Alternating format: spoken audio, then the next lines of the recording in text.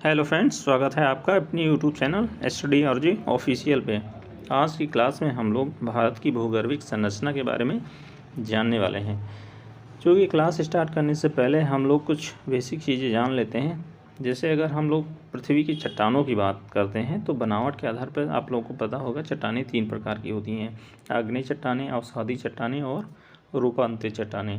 क्योंकि हम अपनी क्लास में बीच बीच में इन चीज़ों का जिक्र करते रहेंगे, इस वजह से जब हम लोग वर्ल्ड ज्योग्राफी पढ़ेंगे तो वहाँ ये सारी चीज़ें डिस्कस करेंगे।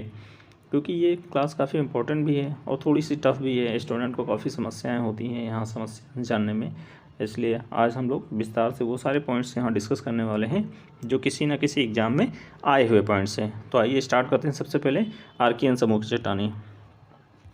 आर्कियन समूह की चट्टानें, इनका निर्माण कैसे हुआ? जब पृथ्वी शुरुआत में तप्त पृथ्वी थी, उसमें धीरे धीरे ठंडा होने के फलस्वरूप प्राचीनतम मूलभूत चट्टानों का निर्माण हुआ। फिर कितने प्रकार की चट्टानें हैं? ये ग्रेनाइट, नीस और शिस्ट। जैसे ग्रेनाइट हो गई तो ये आग्नेय चट्टानें हैं, नीस और शिस्ट हो गई ये रूपांतरित चट्टानें हैं। जब प्रेशर और टेम्परेचर का प्रभाव के द्वारा जब इनमें अपरदन और निक्षेपण हुआ तो ये नीस और शिस्ट में कन्वर्ट हो गई, इसलिए ये ग्रेनाइट, नीस, शिस्ट प्रकार की चट्टानें हैं। इसमें जीवाश्म नहीं पाया जाता। अब इसका क्या मतलब है? जीवाश्म नहीं पाया जाता, उस समय जीव की उत्पत्ति नहीं हुई थी, जिस कारण से इनमें जीवाश्म नहीं पाया जाता। ये रवेदार चट्टानें हैं। यहाँ देखिए मैंने लिख भी दिया है कि आग्नेय चट्टानों के रूपांतरण के कारण नीस का निर्माण होता है और इसका सबसे अच्छा उदाहरण है बुंदेलखंड नीस, सबसे प्राचीन नीस है। फिर इसका डिवाइडेशन पूछता है कहाँ कहाँ पे ये है। सबसे पहले देखते हैं कर्नाटक में इसका विस्तार है, तमिलनाडु में इसका विस्तार है, आंध्र प्रदेश में इसका विस्तार है, मध्य प्रदेश में इसका विस्तार है, उड़ीसा में इसका है, झारखंड के छोटा नागपुर के पठार में इसका विस्तार है, राजस्थान के दक्षिण पूर्वी भाग यानी जो एमपी से लगा हुआ भाग है, दक्षिण पूर्वी भाग, वहाँ पे इसका विस्तार है। सेकेंड देखते हैं धारवाड़ क्रम की चट्टानें। धारवाड़ क्रम की चट्टानें, इनके अपरदन जो आर्कियन चट्टानें थी उनके अपरदन और निक्षेपण के फलस्वरूप इनका निर्माण होता है। सबसे पुरानी चट्टानें कौन सी हैं? आर्कियन क्रम की चट्टानें हैं। फिर इसके बाद धारवाड़ क्रम की चट्टानें हैं। ये प्राचीनतम परतदार चट्टानें हैं, इनमें भी जीवाश्मों का अभाव पाया जाता है। यहाँ पे मैंने लिख भी दिया है कि इनके निर्माण के समय जीवों का उद्भव नहीं हुआ था। इस क्रम की चट्टानों का जन्म कर्नाटक के धारवाड़ और शिमोगा जिले के नाम पर हुआ है। कर्नाटक में 2 जिले हैं, धारवाड़ और शिमोगा। उन्हीं जिलों के नाम पर इन चट्टानों का नामकरण धारवाड़ क्रम की चट्टानें रखा गया है। अरावली पर्वत का निर्माण इसी क्रम की चट्टानों से हुआ है। चूँकि क्वेश्चन पूछता है कि सबसे पुरानी जो पर्वत श्रृंखला है कौन सी है? अरावली पर्वत श्रृंखला है। संसार का प्राचीनतम बलित पर्वत भी है। वैसे तो पुरानी जो प्राचीन श्रृंखलाएँ अगर देखी जाए तो विंध्य भी है, सतमाला, सतपूर्णा, महादेव, ये सारी हैं, लेकिन नाम हमेशा जिक्र अरावली पर्वत का सबसे ज़्यादा होता है क्योंकि ये काफ़ी पुरानी पर्वत श्रृंखला है। फिर इस क्रम की चट्टानें आर्थिक दृष्टि से सर्वाधिक महत्वपूर्ण होती हैं। आर्थिक दृष्टि से सर्वाधिक महत्वपूर्ण क्यों होती हैं? क्योंकि इनमें प्रमुख धातुएं, जितनी भी धातुएं होती हैं वो इसमें पाई जाती हैं। धारवाड़ क्रम की जो चट्टानें हैं उनमें सभी धातुएं पाई जाती हैं, जैसे लोहा, सोना, मैग्नीज, चांदी, बिस्मथ, एंटीमनी, जितनी भी धातुएं हैं, इंपॉर्टेंट धातुएं हैं, ये सारी धातुएं धारवाड़ क्रम की चट्टानें में पाई जाती हैं। फिर इनका वितरण देख लेते हैं। ये उत्तरी कर्नाटक से कावेरी घाटी तक इनका विस्तार है। बेल्लारी और शिमोगा जिला, नागपुर और जबलपुर, ये महाराष्ट्र और ये एमपी की शासक जो श्रेणियाँ हैं उसमें ये पाई जाती है। और गुजरात का जो चंपानेर श्रेणी है वहाँ पे ये पाई जाती है। यानी उत्तरी कर्नाटक से कावेरी घाटी तक बेल्लारी और शिमोगा जिले, नागपुर और जबल में शासक जो श्रेणी है, गुजरात में चंपानेर श्रेणी है। अब उत्तर की बात की जाए, उत्तर भारत में तो हिमालय का जो लद्दाख का क्षेत्र है, जास्कर की श्रेणियां हैं, गढ़वाल की पहाड़ियां हैं, कुमाऊं हिमालय है जो उत्तराखंड में पड़ता है, और असम के पठारी भाग में जो शिलांग श्रेणी है वहाँ पे इसका विस्तार देखा जाता है। फिर नेक्स्ट देखते हैं कोडप्पा क्रम की चट्टानें। ये काफ़ी इंपॉर्टेंट चट्टान है। यहाँ पे ये धारवाड़ क्रम की चट्टानों के अपरदन और निक्षेपण के फलस्वरूप, अभी मैंने बताया था कि आर्कियन की समूह की जो चट्टानें थे उनके अपरदन और निक्षेपण के फलस्वरूप धारवाड़ क्रम की चट्टानों का निर्माण हुआ था। और इसमें है कि धारवाड़ क्रम की चट्टानों के अपरदन और निक्षेपण के फलस्वरूप इस क्रम की चट्टानों का निर्माण हुआ है।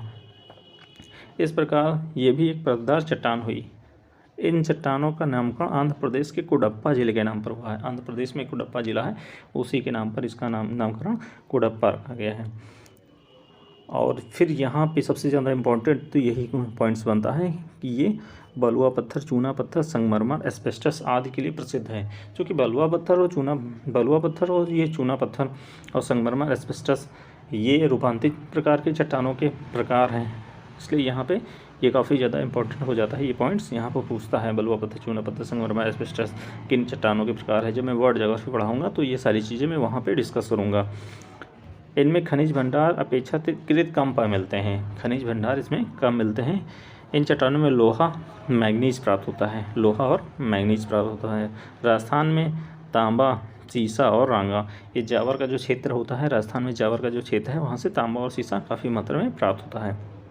इनका विस्तार कहाँ कहाँ पे है, तो ये इनका विस्तार आंध्र प्रदेश में है, मध्य प्रदेश में है, राजस्थान में है, महाराष्ट्र में है, तमिलनाडु में है, हिमालय के कुछ क्षेत्रों में है। हिमालय के जो तलहटी जो क्षेत्र है वहाँ पे इनका कुछ विस्तार पाया जाता है। पपाधनी और चेयार श्रेणी भी है, नल्ला मलाई श्रेणी है, तो यहाँ पे इनका विस्तार पाया जाता है। अगला देखते हैं विंध्य क्रम की चट्टानें, ये भी काफ़ी इम्पोर्टेंट चट्टान है। इसका निर्माण कुडप्पा चट्टानों के बाद हुआ है, यानी सेकेंड जो चट्टान थी कुडप्पा उसके बाद हुआ है।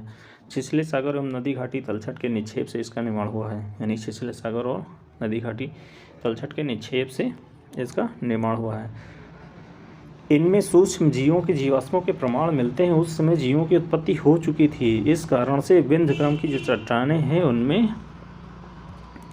सूक्ष्म जीवों के जीवाश्मों के प्रमाण मिलते हैं। इनमें चूने का पत्थर, बलुआ पत्थर, चीनी मिट्टी और अग्नि प्रतिरोधक मिट्टी प्राप्त होती है। चूने का पत्थर, बलुआ पत्थर, चीनी मिट्टी, अग्नि प्रतिरोधक मिट्टियाँ प्राप्त होती हैं।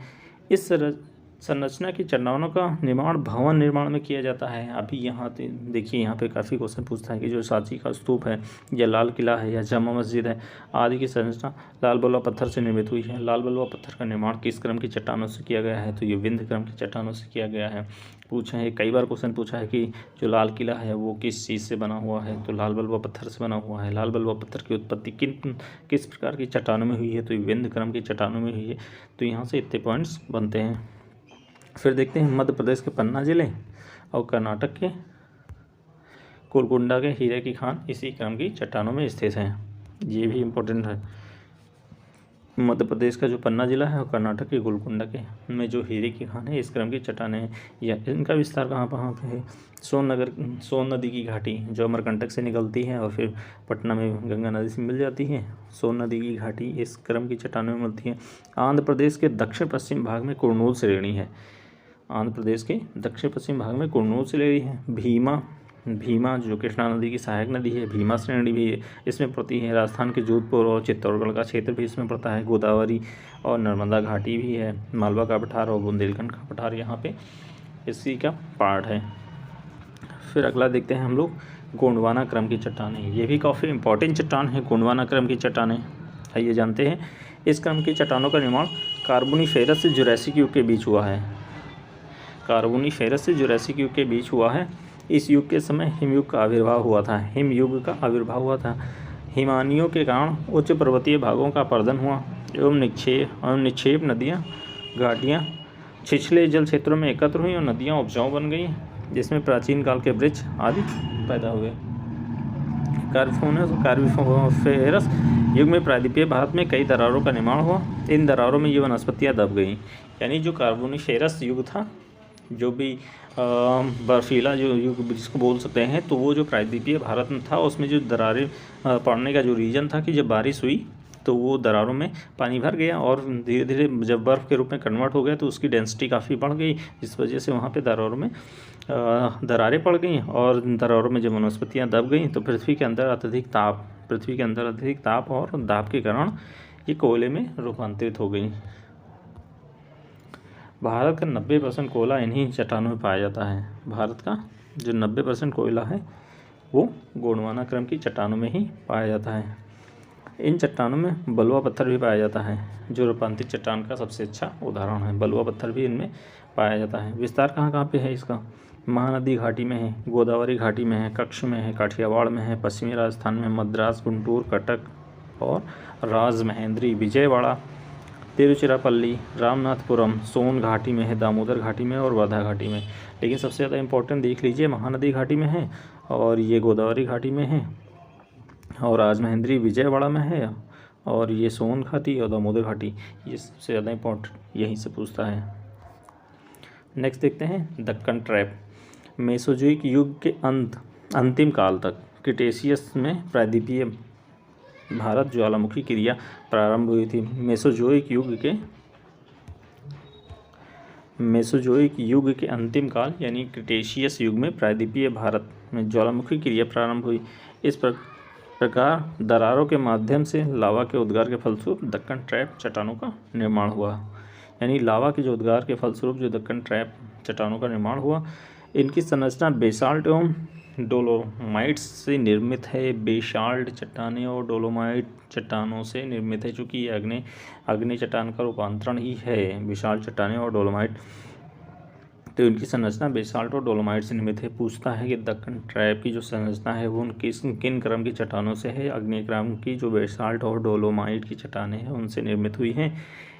इन कठोर चट्टानों के विखंडन से काली मिट्टी का निर्माण होता है। यानी महाराष्ट्र का एमपी का जो क्षेत्र होता है उसमें बेसाल्ट और डोलोमाइट की चट्टानों से काली मिट्टी का क्षेत्र का निर्माण होता है। इनका विस्तार पूछता है तो यह महाराष्ट्र का अधिकांश भाग, यानी महाराष्ट्र का जो अधिकांश भाग है, जो विंध्य श्रेणी के जो नीचे का जो पार्ट है, तापी नदी के जस्ट नीचे का पार्ट है, वो महाराष्ट्र का अधिकांश क्षेत्र, गुजरात का कुछ क्षेत्र, मध्य प्रदेश का कुछ क्षेत्र, बिहार, तमिलनाडु और आंध्र प्रदेश का कुछ क्षेत्र, इसमें इनका विस्तार है।